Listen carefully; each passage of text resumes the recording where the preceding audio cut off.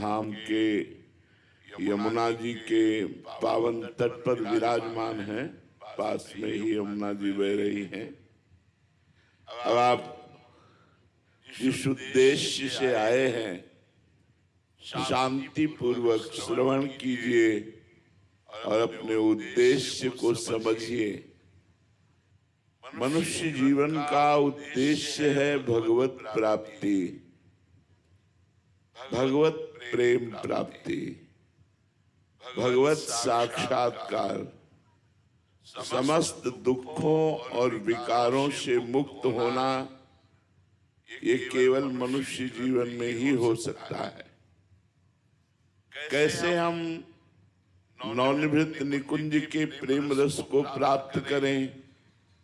तो सेवक जी महाराज जो हमारे सिद्धांत के आचार्य हैं वो कह रहे हैं, मुख बरनत रस रीति,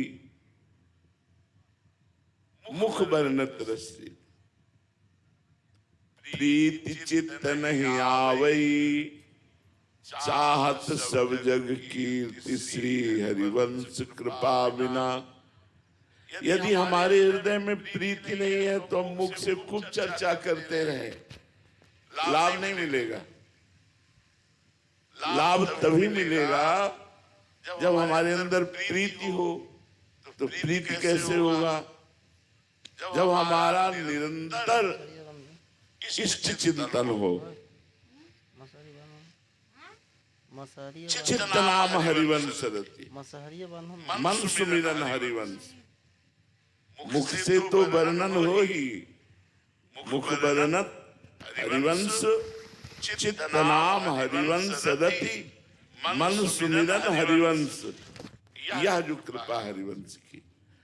वाणी को बहुत संभाल करके बोलिए, इससे बड़ा पाप बनता है। जब हम दूसरे की निंदा करते हैं तो हमें कुछ मिलता नहीं है, हमारा पुण्य नष्ट होता है और हमारे सिर पर पाप की गठरी बनती है। पर निंदा की कीर्ति आवत कछु नहीं हाथ, मूर्ख पर्वत पाप को ले चल अपने साथ। तो मुख बरनत हरिवंश। हा हरि राधा व वृंदावन सा सहचरी। वृंदावन में विराजमान सहचरियों के मध्य में प्रिया प्रीतम की ही बात करो। सत्य बोलो, मृदु बोलो, हितकर बोलो, वाणी बहुत पवित्र रखो। अगर वाणी पवित्र है तो चित्त नाम हरिवंश रति।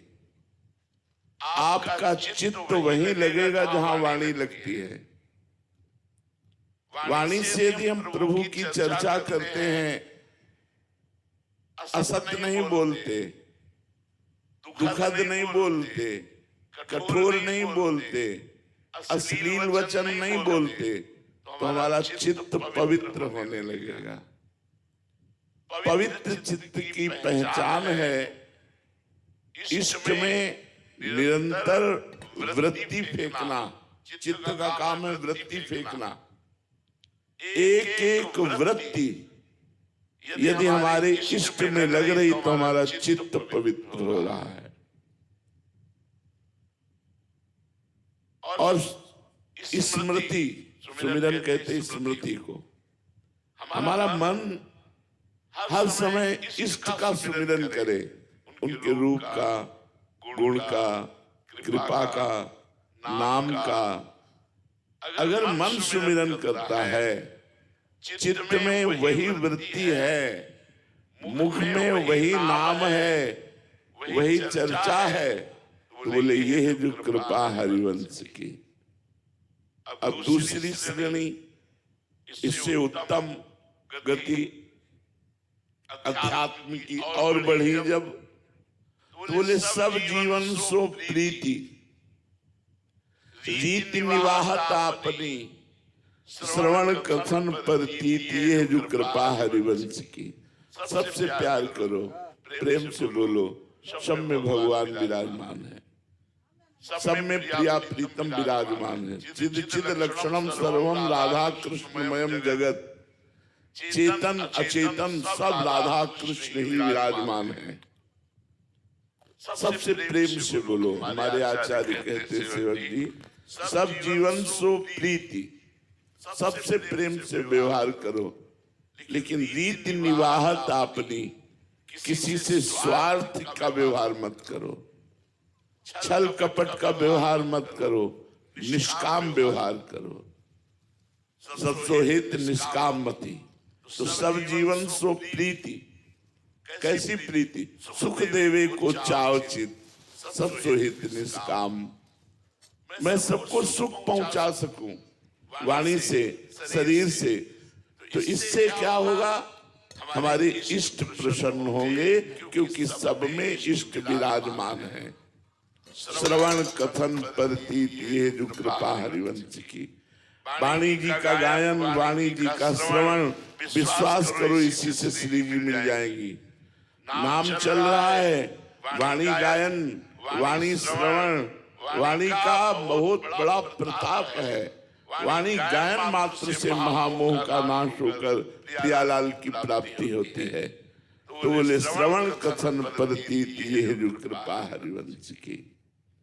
अब इससे और ऊंची अध्यात्मक स्थिति बढ़ी, तो बोले शत्रु मित्र समझानी, दुश्मन और दोस्त को समान भाव से देखो। ये अध्यात्म विद्या है। क्यों? क्योंकि राग और द्वेष ही जन्म मृत्यु का कारण है।